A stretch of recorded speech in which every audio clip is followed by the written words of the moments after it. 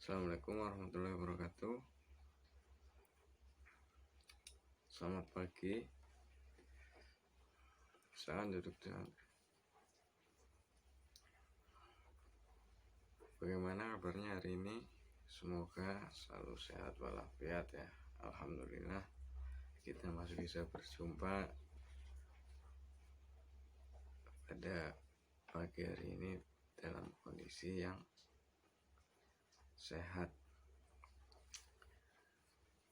Sebelum kita memulai pelajaran pada pagi hari ini, mari kita berdoa terlebih dahulu. Untuk berdoa kelas silakan memimpin doa.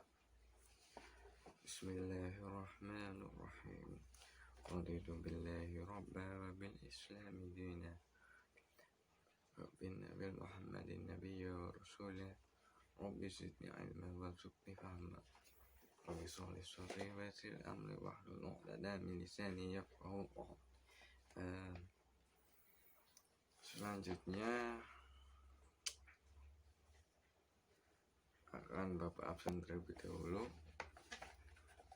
Absen pertama Aris, Hadir, Arum, Basuki, Chandra, Denis, Darwin, Ervi, Fajri, Galuh, Hamzah hadir. Alhamdulillah hadir semua dan alhamdulillah juga enggak ada yang terlambat ya. Di jam pertama ini luar biasa, kalian sudah disiplin waktu. Awal yang bagus, awal yang baik, karena disiplin itu udah satu hal yang baik, satu hal yang sangat bagus. Kita sebagai umat Islam juga sudah dilatih disiplin melalui sholat 5 waktu.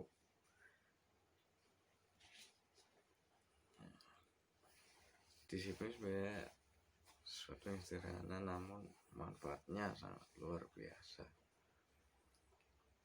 Ya, kita disiplin, terutama disiplin waktu, rasanya itu enak, tenang, seperti nggak ada gangguan sama sekali, adem ya, sebagaimana kalian sholat lah. Kalau kalian sholat tepat waktu pasti rasanya lebih tenang. Ketika kita belum sholat, dia masuk waktunya tapi mulur-mulur, rasanya malah menjadi berat untuk melakukan. Selanjutnya, sebelum mengawali pembelajaran pada pagi hari ini, ada sebuah cerita ya, kisah atau apalah yang kurang lebih seperti itu ya, yang kisah inspirasi atau kisah motivasi buat teman-teman, supaya semoga dari kisah ini bisa menambah semangat siswa dalam belajar, baik belajar di sekolah maupun belajar di rumah atau di lingkungan masyarakat. Itu sebuah kisah dari cangkir kopi. Di sini ada yang suka kopi atau mungkin menjadi salah satu penikmat kopi. Kan kopi lagi tren akhir-akhir ini. Banyak orang yang tadinya nggak suka kopi, karena lagi tren berikut-ikutan ngopi yang tadinya cuma kopi saset yang 1000-an beli di warung, sekarang kopinya di kayak kafe, warung kopi dengan nama-nama yang tadinya mungkin belum familiar ya, atau malah belum tahu. seperti kayak kopi robusta, kopi cappuccino dan lain-lain. Nah, di sini apa sih kisahnya dari secangkir kopi ini? Terkadang untuk membuat minuman kopi atau kopi yang nikmat itu perlu campuran yang sesuai. Salah satunya campuran yang sering dipakai adalah gula, walaupun ada campurannya seperti susu atau yang lainnya, namun kebanyakan orang akan lebih sering menggunakan gula untuk campuran. Nah, di sini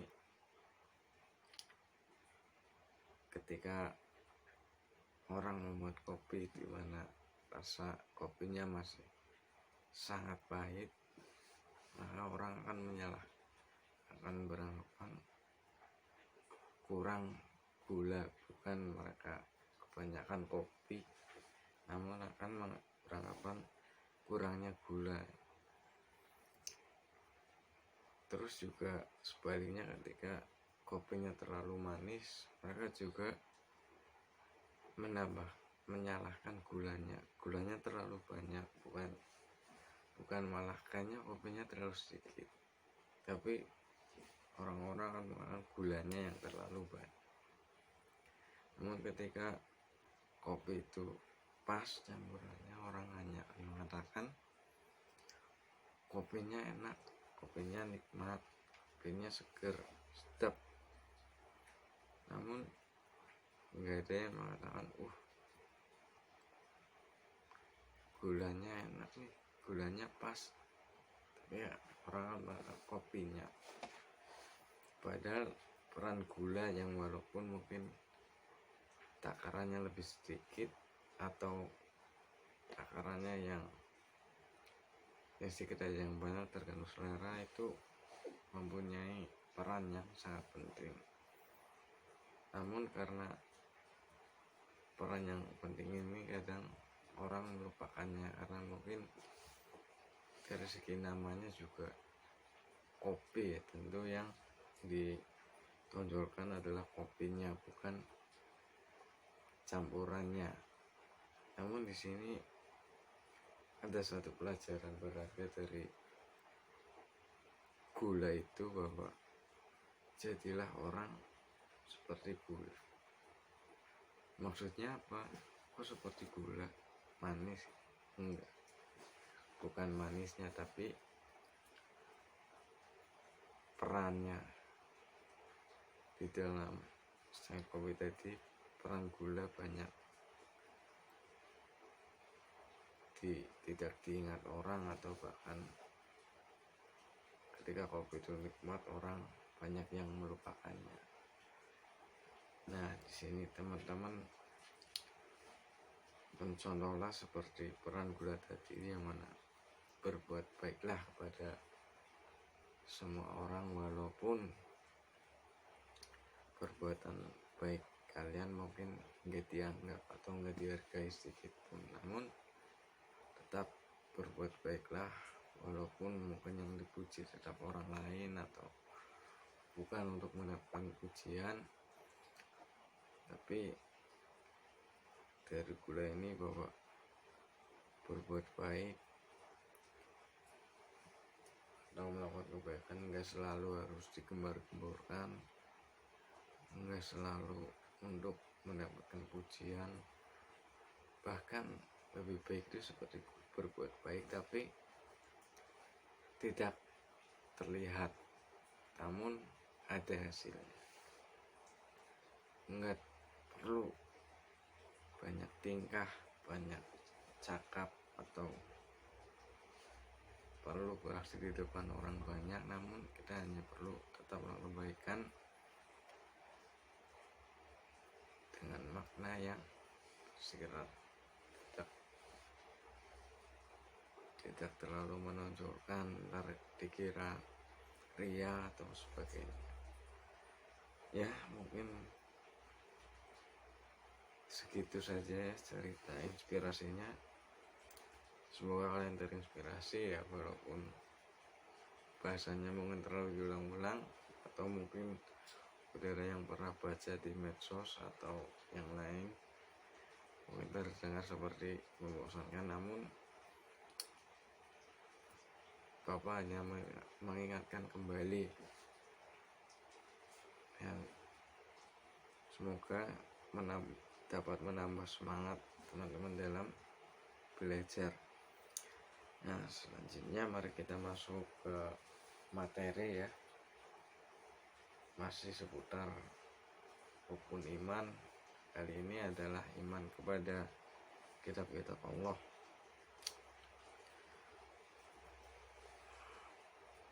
Iman kepada kitab-kitab Allah apa sih? Sederhananya itu iman adalah sebuah kepercayaan, yakni percaya dan yakin dengan sepenuh hati bahwa Allah telah menurunkan kitabnya kepada nabi ataupun kepada rasul yang berisi tentang wahyu Allah yang diperintahkan untuk disampaikan kepada seluruh umatnya. Namun di sini juga wahyu Allah tidak hanya ada dalam kitab-kitab Allah saja, namun ada juga yang namanya suhuf, juga isinya tentang wahyu Allah, namun tidak dibukukan, hanya berupa lembaran-lembaran saja.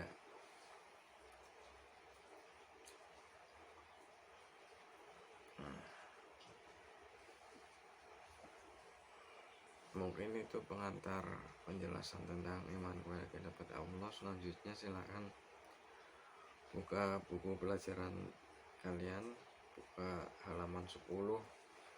Di situ tertera iman kepada kitab-kitab Allah.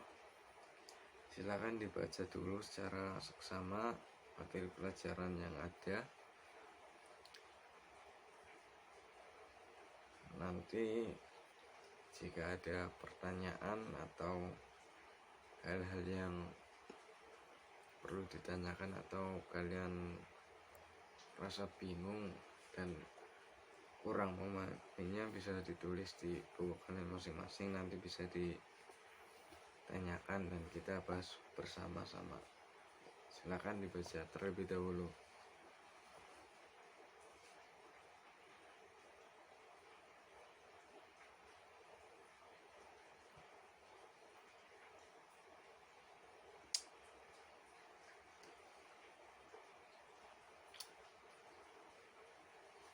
Ya, sudah dibaca. Ada yang ditanyakan mungkin, kalau ada yang masih bingung. Oh ya, Aris mau bertanya apa? Mas Aris, silakan. Kalau ya pertanyaannya tadi, kalau kitab kan sudah jelas nabi penerimanya atau nabi dan rasul yang menerimanya. Nah, kalau suhuf itu siapa sih nabi yang menerima suhuf? Salah satu nabi yang menerima suhuf itu adalah Nabi Ibrahim dan Nabi Musa, yang mana tertera dalam surat Al-A'la ya, suhuf Ibrahim wa Musa, suhuf Ibrahim dan Musa. Mungkin ada lagi, ada yang bertanya lagi, hari Sabat itu apa? Ini di isi kitab Taurat ada mensucikan diri di hari Sabat. Hari Sabat itu hari Sabtu. Sabat itu bahasa Arab ya, artinya hari Sabtu. Lalu tadi kenapa kok hanya di hari Sabtu? Ya, kalau melihat sejarah dulu emang umat Nabi Musa, Bani Israil itu kaum yang ngeyel, walaupun sudah diberi banyak kenikmatan, namun mereka tetap ngengkeng, nggak mau beribadah kepada Allah dengan bermacam-macam alasan. Disuruh beribadah katanya nanti makan untuk mencukupi kebutuhannya gimana dan lain-lain. Makanya di situ Allah tetapkan satu hari yang mana satu hari tersebut adalah digunakan untuk beribadah kepada Allah sehari penuh, untuk mengganti hari-hari yang lain yang mereka gunakan untuk bekerja dan lain-lain. Sebenarnya hari Sabtu ini kurang lebih sama seperti hari Jumatnya umatnya Nabi Muhammad SAW, cuma bedanya kita di hari Jumat setelah selesai sholat Jumat kita disuruh berlebaran di muka bumi, entah berjualan, mencari ilmu dan lain-lain. Kita disuruh mencari berkah dari Allah Subhanahu wa Ta'ala. Kalau hari Sabtu itu khusus hanya untuk beribadah kepada Allah saja.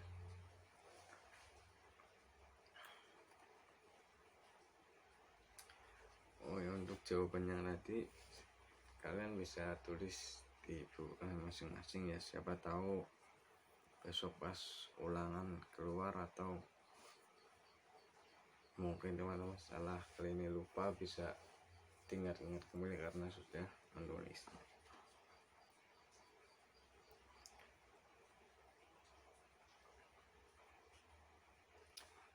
Selanjutnya tentang pentingnya iman kepada kitab-kitab Allah. Apa sih pentingnya, apa sih fungsinya kok kita beriman? Yang jelas yang pertama adalah untuk meningkatkan keimanan kita ya, karena itu udah jelas ya, karena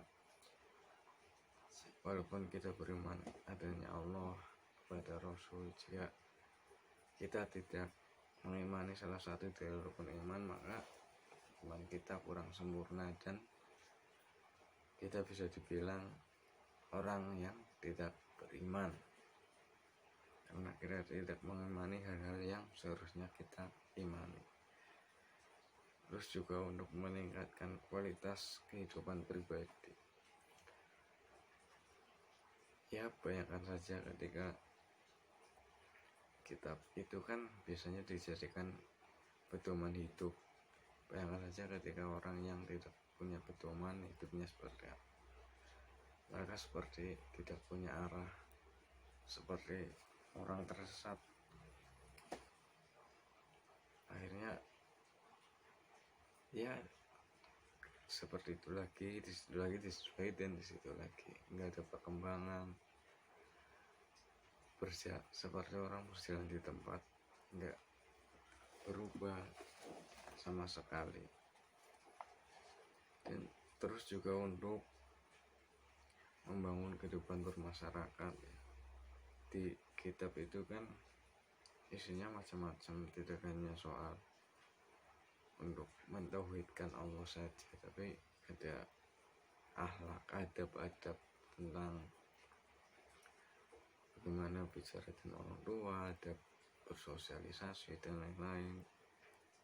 Juga di sini selanjutnya tentang membangun kerukunan. Ada hablum minallah, ada hablum minannas. Bahkan dengan orang yang berbeda agama sekalipun, kita diperintahkan untuk membaur. Bahkan kita juga bahkan diperintahkan untuk tolong menolong ya. Di situ perintahnya tolong menolonglah kamu dalam kebaikan, bukan dalam sesama Islam saja. Berarti intinya semua yang berkaitan dengan kebaikan kita boleh menolongnya, baik itu orang non muslim atau bahkan orang-orang kafir ya. Ketika mereka membutuhkan pertolongan, alangkah baiknya kita menolong mereka. Di sini menolong bukan berarti kita mengikuti mereka ya. Kita hanya menjalankan apa yang diperintahkan Allah kepada kita.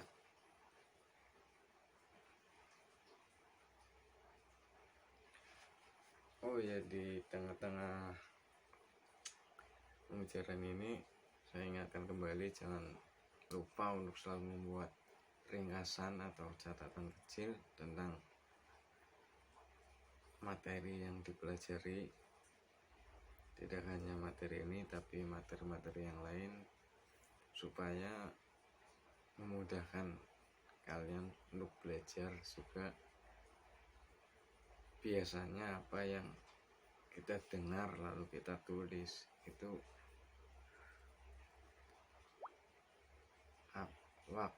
kita akan mengingatnya untuk waktu yang lebih lama atau tidak gampang lupa ketimbangannya mendengarkan saja. Mungkin ketika masih di dalam kelas mungkin masih ingat, namun ketika keluar kelas atau sudah pulang ke rumah sudah lupa lagi. Di satu sisi juga catatan kecil itu membantu teman-teman belajar, karena kalau di buku mungkin penjelasannya masih terlalu panjang dan lebar, kalimatnya juga kurang sederhana. Jadi kalau penjelasan sendiri itu sangat membantu sekali kita mengingat pelajaran yang sudah kita pelajari.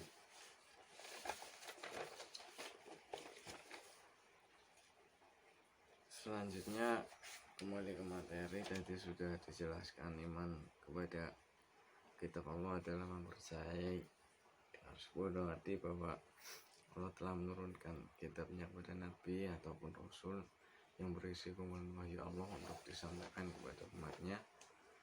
Lalu juga ada suhuf, kumpulan wahyu Allah yang disampaikan kepada Nabi ataupun Rasul, namun hanya dalam bentuk lembaran saja. Di situ ada perbedaan dan persamaan antara kitab dan suhuf. Persamaannya sama-sama, isinya adalah wahyu Allah. Perbedaannya, kalau kitab itu isinya lebih lengkap, kalau suhuf hanya hal-hal tertentu saja. Terus juga kitab itu dibukukan, kalau suhuf tidak, hanya berupa lembaran saja. Macam-macam kitab Allah hanya ada 4. Kitab Taurat diturunkan kepada Nabi Musa, kitab Zabur kepada Nabi Daud, kitab Injil kepada Nabi Isa, dan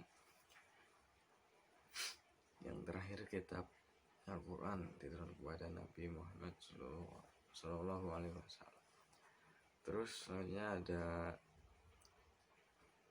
pentingnya beriman kepada iman kepada Allah, atau fungsinya adalah untuk meningkatkan kualitas kehidupan pribadi, membangun kehidupan bermasyarakat, dan membangun kerukunan antar umat beragama dan berbangsa dan bertanah air. Lalu yang terakhir juga ada hikmah kita beriman, meningkatkan iman kepada Allah, hidup jadi lebih tertata, lebih mudah menjalaninya, lebih jelas.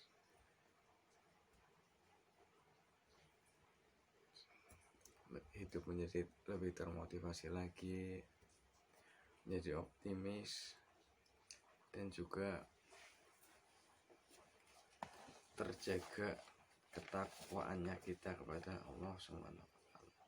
Ya, selanjutnya kita akan membagi kelompok ya untuk mencari iman kepada Allah. Silakan dibagi menjadi 2 kelompok. Satu membahas tentang isi kitab Taurat dan kitab Zabur, yang satunya bahas tentang isi kitab Injil dan kitab Al-Quran. Oke, silakan. Untuk absen 1-5 kelompok 1, selanjutnya 6-10 kelompok 2. Silakan diskusi dimulai dari sekarang. Oke, cukup. Selanjutnya silakan kelompok 1 mempresentasikan hasil diskusinya. di depan. Silakan maju. Atau mungkin di situ saja salah satu anggota kelompok membacakan hasil diskusinya, silakan. Ya. Selanjutnya kelompok 2 silakan. Ya. Oke, cukup ya. Ternyata sudah pada memahami ya, memang isi dari kitab Taurat itu cuma berisi 10 perintah Allah. Di situ ada hanya beriman kepada satu Tuhan, Allah itu satu, tidak boleh syirik, tidak boleh membunuh, berzina, dan juga tadi kita mensucikan diri di hari Sabtu atau hari Sabat. Sedangkan kitab Zabur hanya berisi tentang pujian-pujian terhadap Allah SWT. Selanjutnya kitab Injil juga isinya kurang lebih sama dengan kitab Taurat, namun lebih menyempurnakan lagi, lebih melengkapi lagi. Dan untuk kitab Al-Quran adalah kitab terakhir yang tentu menyempurnakan kitab-kitab sebelumnya yang lebih berisi tentang prinsip-prinsip akidah, ibadah.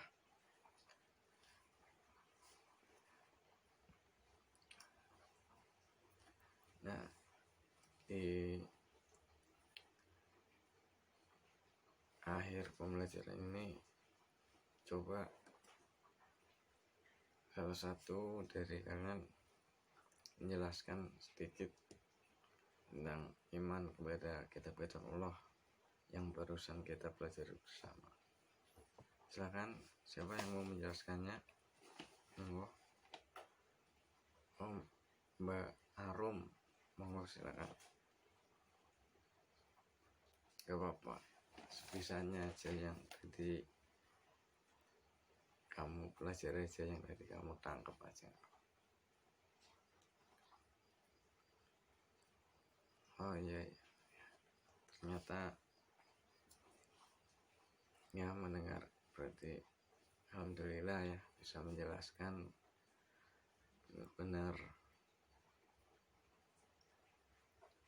belajar dengan tekun, dengan rajin ya. Cuma main-main, untuk yang lain bisa kan ya, cuma sederhana ini gampang, nggak terlalu susah.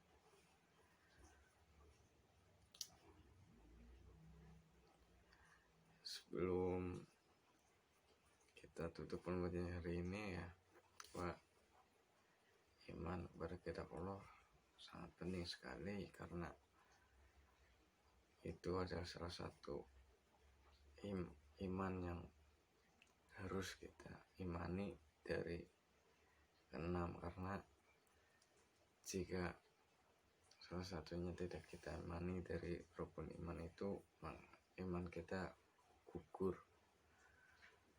Barat itu satu pokok. Jadi iman tidak hanya sekedar percaya kepada Allah saja, tapi kita harus percaya kepada apa yang telah diturunkan oleh Allah, seperti kepada Nabi dan Rasul, kitab Allah, hari kiamat, kepada malaikat, kepada takdir, qada dan qadarnya kita. Hanya mari, alhamdulillah pembelajaran kali ini sudah tersampaikan semua. Mari kita tutup pembelajaran pagi hari ini dengan doa kafaratul majelis.